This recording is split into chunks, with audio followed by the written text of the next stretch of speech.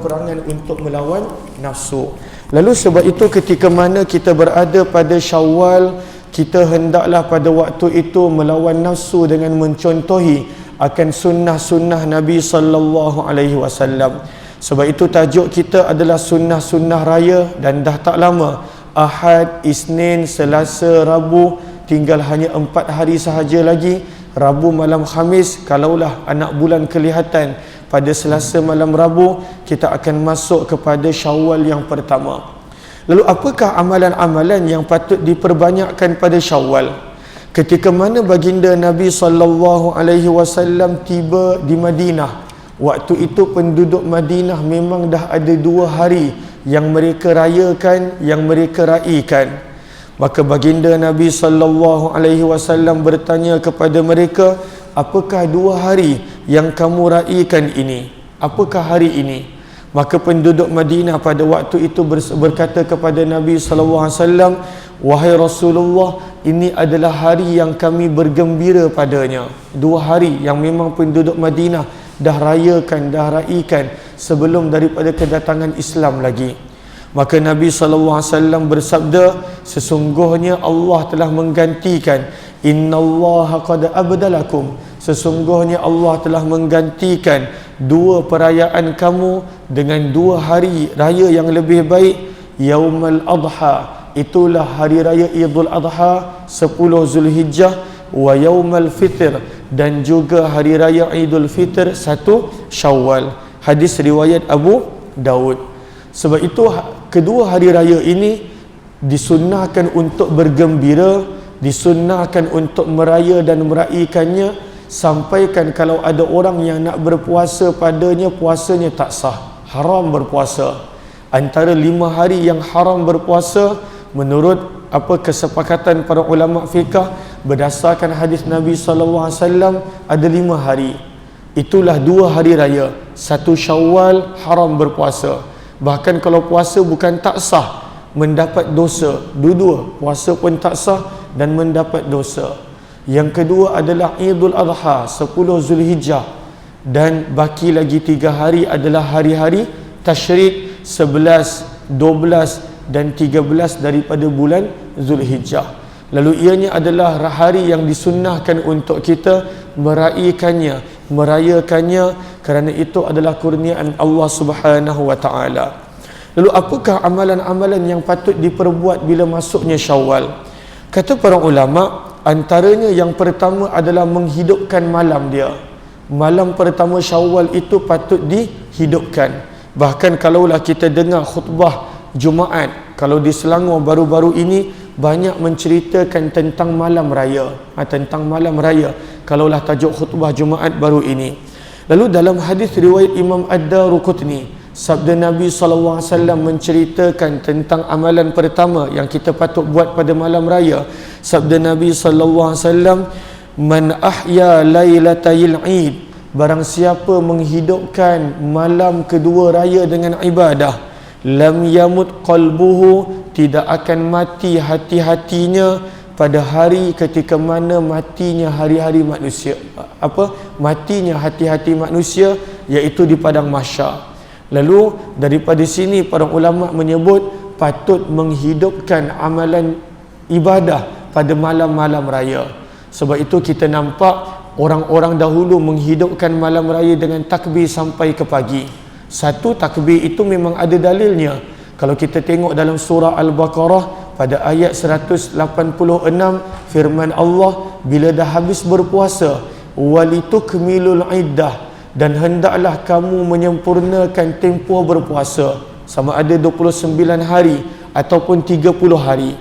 Bila dah habis puasa nak buat apa? Firman Allah bila dah habis berpuasa dalam surah Al-Baqarah, walitukabbirullah, dan hendaklah kamu bertakbir membesarkan Allah, ala ma hadakum, di atas petunjuk yang Allah berikan kamu untuk menjalani puasa, wala'allakum tashkurun, dan moga-moga kamu menjadi orang bersyukur.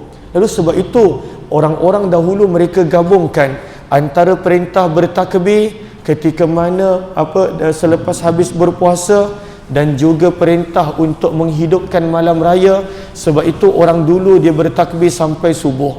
Kita pun yang bila kita tak tengok riwayat dan dalil, kita pun sangka kenapa nak takbir sampai subuh, kenapa nak pergi rumah ke rumah. Satunya pada waktu itu nak menghidupkan amalan takbir, yang keduanya pada waktu itu nak menghubungkan tali silaturrahim. Selain daripada pada waktu itu amalan ziarah menziarahi ada kelebihan dan fadilatnya yang tersendiri. Lalu sebab itu sunnah yang pertama kata para ulama adalah pada waktu itu berdasarkan hadis riwayat Imam Ad-Daruqutni adalah menghidupkan malam raya.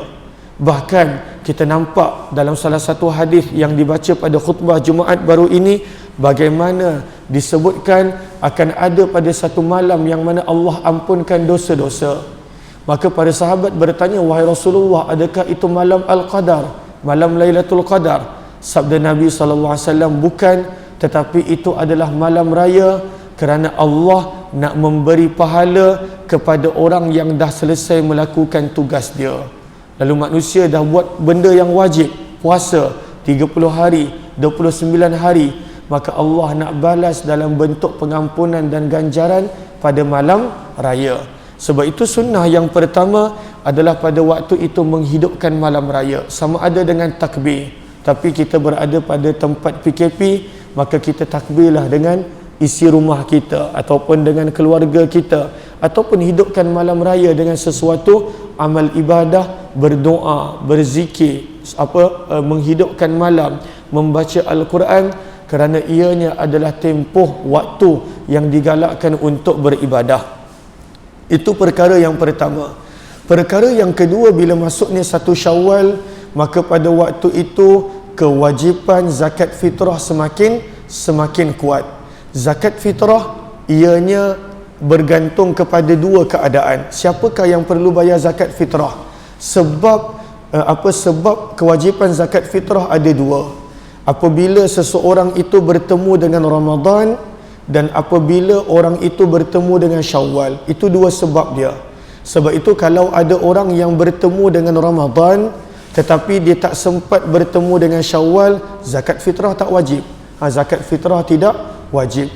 Contohnya siapa? Orang yang hidup pada bulan Ramadan, meninggal dunia Ramadan, maka tak wajib untuk bayar zakat fitrah bagi orang tersebut. Ataupun orang yang mana dia sempat bertemu Syawal dan tak sempat bertemu Ramadan, maka tak wajib zakat fitrah. Siapakah contohnya? Bayi yang lahir pada malam raya, dia tak sempat bertemu dengan Ramadan, dia lahir pada Syawal, maka bayi itu pun tak wajib zakat fitrah. Tetapi bila bertemunya dua sebab, apakah sebab? Bertemu dengan Ramadan dan bertemu dengan Syawal, maka pada waktu itu zakat fitrah menjadi wajib. Lalu kalaulah masuknya Syawal malam raya, maka waktu itu zakat fitrah dah menjadi wajib. Lalu kalaulah contohnya kita bayar pada bulan Ramadan, tak ada masalah, zakat fitrah tu sah. Tetapi kalaulah Ramadan belum bayar, masuk malam raya belum bayar, maka pada waktu itu telah menjadi wajib. Bilakah waktu yang paling afdal bayar zakat fitrah? Kata para ulama fiqh, waktu afdalnya adalah selepas daripada subuh. Pada raya pertama. Pada raya pertama selepas subuh, itu waktu yang paling afdal nak bayar zakat fitrah. Bukan ketika mana solat raya. Ketika mana solat raya itu waktu yang sepatutnya disibukkan untuk solat. Tetapi waktu yang paling afdal kata para ulama fiqh adalah pada waktu itu ketika mana selepas menunaikan solat fardu subuh. Waktu yang paling afdal untuk mengeluarkan zakat fitrah. Dan kewajipan waktu itu sampai bila?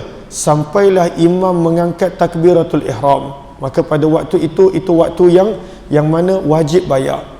Kalaulah seseorang itu dah lepas solat raya, pada waktu itu dia masih lagi belum bayar zakat fitrah, dia tetap kena bayar dan masih lagi belum berdosa sampailah maghrib raya pertama. Kerana itu masih lagi dikira 1 Syawal, maka dia tetap kena bayar. Dan kalaulah dah masuk maghrib raya pertama, dia masih lagi belum bayar zakat fitrah, waktu itu dah masuk tempoh berdosa kerana dia melengah-lengah dan melewatkan pembayaran zakat fitrah. Sebab tujuan zakat fitrah adalah nak disampaikan kepada fakir miskin pagi raya. Itu tujuan zakat fitrah, supaya pada waktu itu fakir miskin dapat bahagian dia untuk beraya. Lalu ini antara tujuan zakat fitrah. Lalu ini perkara sunat yang kedua adalah kita nak pastikan kita dah bayar zakat fitrah. Selain daripada yang pertama tadi, kita menghidupkan sunat raya. Kemudian daripada sudut zakat fitrah, banyak dia punya perbahasan dia. Siapakah yang wajib bayar zakat fitrah? Boleh ke tidak kita bayar zakat fitrah untuk orang lain tanpa maklumkan kepada dia? Lagi-lagi orang yang bukan bawah tanggungjawab kita, contohnya anak yang dah baligh. Boleh tak kita bayar untuk anak yang dah baligh tanpa maklumkan dia? Daripada sudut hukum sebenarnya tak sah, sebab anak tu dah baligh. Anak yang dah baligh bukan lagi di bawah tanggungjawab kita. Anak yang belum baligh ya. Lalu untuk zakat fitrah anak yang dah baligh sah untuk kita bayar, kita kena maklumkan dia bahawa ayah dah bayar zakat fitrah. Ataupun kita nak bayar untuk ibu bapa kita, kena maklumkan, sebab itu tanggungjawab mereka. Lalu pada waktu itu maklumkan, terutamanya pada anak yang dah baligh. Kerana dalam mazhab Syafi'i, anak yang dah baligh pada waktu itu bukan lagi berada di bawah tanggungjawab ibu bapa. Itu semua perbahasan-perbahasan yang mana telah dibincangkan oleh para asatizah ketika mana pada bulan Ramadan. Okey, kita nak masuk pada sunnah yang ketiga. Apakah sunnah yang ketiga pada Syawal? Kata para ulama adalah mandi dengan niat raya, walaupun untuk orang yang tak boleh solat raya. Contohnya untuk orang yang berada dalam keadaan haid, ataupun orang yang berada dalam keadaan terutamanya haid, maka pada waktu itu mandi dengan niat untuk Eid, untuk raya. Maka ini adalah sunnah yang ketiga. Lalu walaupun pagi raya memang kita mandi, tetapi pada waktu itu mandilah untuk raya, untuk niat raya. Apakah contoh niat dia? Nawaitul ghusla liyaumi idil fitri lillahi ta'ala. Sahaja aku mandi untuk hari raya Idul Fitri kerana Allah, kerana ianya mendapat pahala. Maka ini sunnah yang ketiga. Sunnah yang keempat, disunnahkan pada raya untuk memakai wangi-wangian, untuk memakai wangi-wangian daripada amalan Nabi sallallahu alaihi wasallam. Lalu walaupun contohnya kita tak dapat nak datang surau, terhad, tak dapat nak pergi masjid, terhad, maka solat dekat rumah. Nanti kita akan terangkan apakah sekurang-kurang solat raya. Tetapi bila solat raya, maka pakailah wangi-wangian pada waktu itu. Jangan kerana solat raya kat rumah kita pakai pagoda aja, tetapi maka kita dah hilang peluang untuk mendapatkan sunnah. Nabi SAW pada pagi raya, Nabi akan memakai wangi-wangian, bahkan Nabi sentiasa wangi. Nabi SAW sentiasa wangi. Maka ini adalah sunnah yang keempat. Sunnah yang kelima, ketika mana kita nak pergi ke masjid ataupun surau, kita nampak daripada amalan Nabi SAW akan pergi jalan yang lain dan Nabi akan balik jalan yang lain. Ini memang Nabi SAW punya amalan. Disebutkan di sini, ra'aitu Rasulullah sallallahu alaihi wasallam ya'til 'ida masyiah. Nabi bila datang ke tempat solat raya, pada zaman Nabi solat raya dekat tempat lapang. Kenapa Nabi solat dekat tempat lapang? Supaya wanita yang uzur pun boleh dengar khutbah raya. Maka Nabi solat raya dekat tempat yang lapang. Nabi tak solat raya dekat Masjid Nabawi. Sebab itu kalau kita tengok catatan sirah, ada banyak masjid di Madinah, ianya dibina kerana ianya tempat solat raya Nabi. Ianya tempat solat raya Nabi. Lalu setiap tahun Nabi solat raya di tempat yang berbeza-beza. Salah seorang pengkaji daripada Universiti Taibah yang berada di Madinah, dia kumpulkan riwayat-riwayat dekat mana Nabi solat raya sepanjang 10 tahun Nabi hidup di Madinah. Lalu kebanyakannya tempat yang berbeza-beza. Lalu Nabi SAW ketika mana solat raya, Nabi akan pergi ke tempat solat raya berjalan kaki. Yarji'u fi tariq, Nabi datang ke tempat solat raya ikut jalan lain, wa ya'khudhu fi akhar, dan Nabi akan balik ikut jalan yang lain. Maka ini adalah sunnah yang kelima. Kalaulah kita nak datang ke surau ataupun masjid, ikut jalan yang berbeza. Ikut jalan yang berbeza. Kenapa kena ikut jalan yang berbeza? Kata para ulama, kenapa Nabi ikut jalan yang berbeza? Nabi nak bagi salam sebanyak mungkin kepada orang. Yang kedua, Nabi SAW pada waktu itu nak berjumpa dengan seramai mungkin orang pada raya. Sebab hanya 2 waktu yang para sahabat datang daripada luar Madinah datang ke Madinah. Pertama, hari Jumaat. Kalaulah waktu biasa solat fardu 5 waktu, sahabat-sahabat mereka solat dekat masjid masing-masing. Dia solat dekat mahallah masing-masing. Dia tak datang ke Masjid Nabawi. Sebab itu Masjid Nabawi pun pada zaman Nabi tak besar mana. Cumanya Jumaat semua sahabat akan datang. Sebab itu kalau kita belajar fiqah, ada tajuk perbincangan fiqah, bilakah waktu yang paling awal boleh pergi solat Jumaat? Maka kalau kita belajar dalam fiqah, dibawakan dalil waktu paling awal untuk bergerak Jumaat adalah lepas subuh. Kenapa? Dalilnya sebab para sahabat yang jauh-jauh daripada lepas subuh dia dah pergi ke Masjid Nabawi. Maka daripada situ menjadi dalil bahawa waktu yang paling awal untuk datang solat Jumaat adalah daripada lepas subuh. Itu daripada sudut solat Jumaat. Lalu sebab itu Nabi akan pergi kepada jalan berbeza, nak jumpa sebanyak mungkin orang, bagi salam, dan pada waktu itu melayan karenah ataupun melayan pertanyaan manusia. Maka ini sunnah yang kelima, pergi jalan yang berbeza, balik jalan yang berbeza. Lalu kalaulah contohnya kita datang surau Syekh Syenam, datang daripada jalan lain dan balik daripada jalan lain. Kemudian sunnah yang keenam. Apakah sunnah yang keenam? Sunnah yang keenam, digalakkan untuk makan sedikit untuk raya Idul Fitri. Kerana itu amalan Nabi daripada hadis riwayat Tirmizi. Dan kalaulah Idul Adha, tak makan apa-apa sebelum daripada solat raya. Apakah dalilnya? Maka disebutkan di sini, kana Rasulullah sallallahu alaihi wasallam la yaghdu yaumal fitr hatta yakul. Nabi SAW tak akan berangkat untuk solat raya kecuali Nabi hanya makan dahulu. Wala yakul, dan Nabi tak akan makan yaumal adha, pada hari raya Idul Adha, hatta yarji, sampailah Nabi balik. Kenapa Idul Adha Nabi tak makan? Kata para ulama hadis, kerana pada waktu itu Nabi nakkan daging korban adalah makanan pertama yang Nabi makan. Lalu sebab itu Idul Adha Nabi tak makan apa-apa. Tetapi ketika mana Idul Fitri, maka pada waktu itu Nabi SAW makan sesuatu. Cumanya menjadi perbincangan para ulama, nak makan apa? Adakah nak makan berat terus, rendang, ketupat, lemang dan sebagainya? Maka kata para ulama, ketika mana membincangkan hadis ini, daripada amalan Nabi, Nabi hanya akan makan beberapa biji korma. Kalaulah kita makan ketupat, rendang, orang sebelah kita pun tak selesa dengan sendawanya, dengan pelbagai bunyi perutnya dan sebagainya, maka sekadar beberapa biji korma mengikut perbincangan dan perbahasan para ulama. Lalu raya ni kita biasakan untuk makan beberapa biji korma ataupun sesuatu yang ringan. Itu pun adalah sunnah sebenarnya, yang mana menjadikan kita layak mendapat pahala. Maka ini adalah yang ke-6. Yang ke-7, ketika mana solat raya. Okey, apakah solat raya? Sebenarnya solat raya sekurang-kurangnya adalah 2 rakaat biasa. Macam kita solat qabliyah zuhur, ba'diyah zuhur, cuma kita niat raya, usalli sunnata Idul Fitr lillahi ta'ala.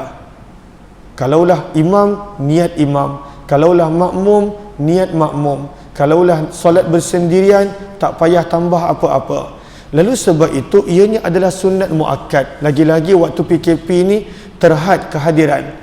Lalu pada waktu, tetapi kebanyakan daripada kita dah biasa tahun lepas. Namun kerana ianya adalah setahun sekali, maka sekurang-kurang solat raya adalah 2 rakaat biasa tanpa sebarang takbir tambahan. Tak ada sebarang takbir tambahan. Lalu kita niat, sahaja aku solat sunat Idul Fitri, imam ataupun makmum ataupun bersendirian kerana Allah Ta'ala, maka solat 2 rakaat dengan niat itu, maka pada waktu itu selesailah solat raya kita. Itu yang sekurang-kurangnya. Macam mana kita solat 2 rakaat biasa. Cumanya afdalnya ataupun akmalnya, sempurnanya, kata para ulama berdasarkan hadis Nabi SAW, pada waktu itu adalah adanya takbir-takbir tambahan. Apakah takbir-takbir tambahan? 7 kali takbir ketika mana pada rakaat pertama tidak termasuk takbiratul ihram. Lalu contohnya Allahu Akbar, takbiratul ihram, tambah lagi 7 kali takbir selepas takbiratul ihram. Dan pada rakaat kedua 5 kali takbir, tidak termasuk takbir ketika mana bangun daripada sujud. Lalu bangun daripada sujud rakaat kedua, Allahu Akbar, tambah lagi 5 kali takbir. Itu adalah sunat dia. Kalaulah dia tak baca apa-apa di antara kedua takbir, dia tidak membaca tasbih dan sebagainya, maka pada waktu itu tidak menjadi masalah. Nak menunjukkan betapa sunatnya takbir ini, kata para ulama, kalaulah imam dia lupa nak baca takbir, dia masuk terus kepada Al-Fatihah, maka waktu itu tak lagi sunat angkat takbir. Contoh, saya jadi imam, maka pada waktu itu saya buat takbiratul ihram, Allahu Akbar. Saya lupa pada waktu itu nak takbir 7 kali. Saya terus masuk bismillah. Masuk sahaja bismillah, dah tak sunat untuk ulang balik takbir. Dah tak sunat. Sebab Fatihah adalah rukun. Fatihah adalah rukun. Adapun takbir itu hukumnya sunat. Maka tak boleh patah balik pada waktu itu untuk buat takbir. Cumanya kalau patah balik, bukanlah batal solat, tidak. Cumanya kalau patah balik, dia dah tak dapat pahala sunat. Pahala sunat itu telah hilang. Kerana Fatihah rukun, adapun itu hukumnya adalah sunat. Sebab itu kata para ulama, kalaulah imam ataupun orang itu yang solat tu dia lupa takbir, maka solat raya dia sah dan dia langsung tak payah sujud sahwi ataupun apa-apa. Maka ini nak menunjukkan tentang betapa mudahnya solat raya. Dan kalaulah pada waktu itu dia nak ucapkan tasbih subhanallah walhamdulillah wala ilaha illallah wallahu akbar di antara kedua takbir, maka dipersilakan. Okey, itu sunat dia. Sunat dia adalah 7 kali rakaat pertama dan 5 kali rakaat yang kedua. Sunnah yang kedua dalam solat raya adalah pada waktu itu membaca surah-surah yang mana dibaca oleh Nabi sallallahu alaihi wasallam. Apakah antara surahnya? Yang pertama surah Al-A'la pada rakaat pertama, yang kedua adalah Al-Ghashiyah pada rakaat yang kedua. Maka sunnah untuk baca. Kecualilah pada waktu itu nak membaca surah yang lain, antara sunnahnya adalah membaca surah Qaf dan juga surah At-Tur dan sebagainya. Tetapi sekurang-kurangnya bacalah surah Al-A'la dan juga bacalah pada waktu itu surah Al-Ghashiyah. Walaupun kita dah biasa, surah Al-A'la dan Al-Ghashiyah dia sunat waktu solat raya, Idul Fitri dan Idul Adha, dan ketika mana solat Jumaat. Solat Jumaat ianya adalah sunat. Al-A'la dan juga Al-Ghashiyah ianya adalah sunat. Kerana Nabi SAW banyak membaca dengan bacaan tersebut. Lalu ini adalah sunat yang ke-7 tadi, iaitu solat raya. Maka kita buat solat raya, tak ada khutbah, tak ada masalah. Khutbah itu adalah tambahan, sekadar peringatan. Lalu kalaulah kita solat kat rumah, sekurang-kurangnya solatlah 2 rakaat. Kalaulah kita dah tahu kita boleh jadi imam, pimpinlah keluarga kita dengan solat dengan takbir-takbir tambahan tadi dan juga dengan surah-surah sunat daripada Nabi sallallahu alaihi wasallam. Yang pentingnya kita kena buat, sebab ianya adalah sunnah daripada Nabi sallallahu alaihi wasallam. Allahumma salli ala sayyidina Muhammad wa ala ali sayyidina Muhammad. Kemudian yang ke-8 pada waktu itu adalah perbanyakkan takbir. Perbanyakkan takbir. Perbanyakkan takbir ketika mana Idul Fitri dan juga Idul Adha. Para ulama berbincang berkenaan tentang takbir muqayyad dan mursal, namun saya rasa itu adalah tidak perlu. Maka inilah beberapa sunat yang patut kita amalkan ketika mana raya. Selain daripada kita berbaki lagi beberapa malam sahaja untuk Ramadan, Sabtu malam Ahad, yang mana malam ni malam 27, kebanyakan para ulama mengatakan ianya adalah malam Al-Qadar. Bagus untuk kita menghidupkan malam ini seluruhnya untuk beribadah. Kalau kita mampu, lagi-lagi esok pun adalah cuti, hidupkan seluruh malam ini dengan beribadah. Malam ini adalah 27 Ramadan. Sama ada nak baca Quran ataupun nak zikir ataupun pada waktu itu nak tolong orang, ataupun pada waktu itu nak solat, ataupun pada waktu itu nak buat apa-apa ibadah, hidupkan dan banyakkan membaca doa yang Nabi suruh Aisyah baca radhiyallahu anha kalaulah bertemu dengan malam Al-Qadar. Ya Allah, sesungguhnya Dikau Maha Pengampun, suka untuk mengampunkan, maka ampunilah daku. Allahumma innaka afu tuhibbul afwa fa'fu anni. Banyakkan baca doa ini. Bahkan kalaulah kita boleh kejut anak-anak kita, pasangan kita. Nabi SAW 10 malam terakhir Nabi akan kejutkan isteri-isteri baginda untuk solat. Lalu moga-moga kita boleh jaga malam ini, malam yang ke-27 Ramadan. Lalu kita Ramadan berbaki tak banyak, 27, 28, 29, 30, baki lagi hanya 4 malam. Marilah sama-sama kita berazam untuk menghidupkan baki 4 malam ini dengan ibadah. Sebab sabda Nabi SAW, barang siapa yang bangun pada waktu malam daripada malam-malam Ramadan, man qama Ramadan imana, dengan penuh kepercayaan kepada janji-janji Allah, wahtisaba, penuh pengharapan terhadap janji-janji Allah, ghufira lahu ma taqaddama min dhanbih, menjadi sebab Allah ampunkan dosa-dosa dia. Lalu kita bangun malam pun menjadi sebab Allah ampunkan dosa-dosa. Lalu sebab itu marilah sama-sama kita hidupkan malam-malam ini, 4 malam lagi, dan bila tiba pada Syawal kita berazam untuk memperbanyakkan mengamalkan sunnah-sunnah Nabi. Bahkan Nabi 10 malam terakhir Nabi balik rumah pun tak.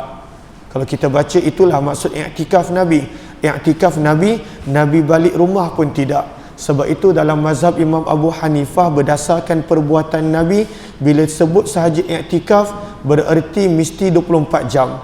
Sebab Nabi, cumanya Imam Syafi'i berbeza pendapat, dia kata i'tikaf boleh walaupun 1 saat. Tetapi apakah dalil Imam Abu Hanifah? Sebab Nabi kalau i'tikaf pada 10 Syawal, Nabi balik rumah pun tak. Memang 10 hari tu memang Nabi 10 akhir Ramadan memang Nabi duduk kat dalam masjid. Sebab itu ketika mana Nabi nak minta tolong Aisyah sikat rambut Nabi, Nabi sekadar masukkan kepala, kerana rumah Nabi sebelah dengan masjid di mana Nabi didafankan, itu rumah Aisyah. Maka Nabi masukkan kepala sedikit, Nabi masuk rumah pun tak. Pada waktu itu Aisyah sikatkan rambut Nabi sallallahu alaihi wasallam.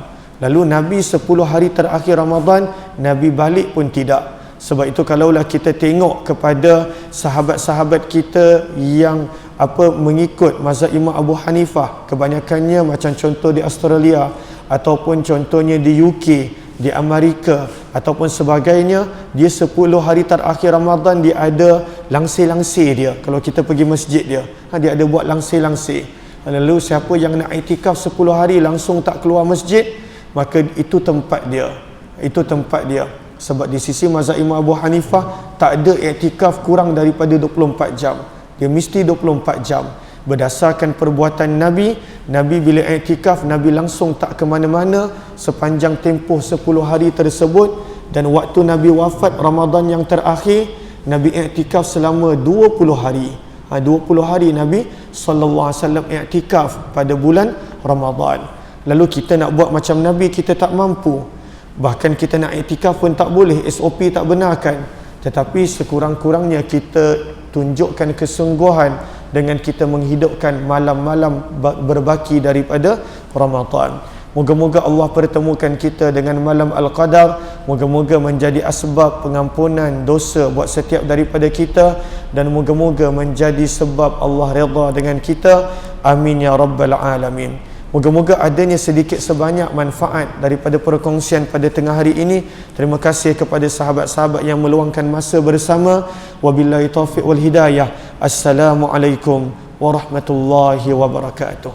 Subhanallah bihamdih, subhanakallahumma wa bihamdik, nashhadu an la ilaha illa anta, nastaghfiruka wa natubu ilaik. Subhana rabbika rabbil izzati amma yasifun, wa salamun alal mursalin, walhamdulillahi rabbil alamin. Terima kasih semua.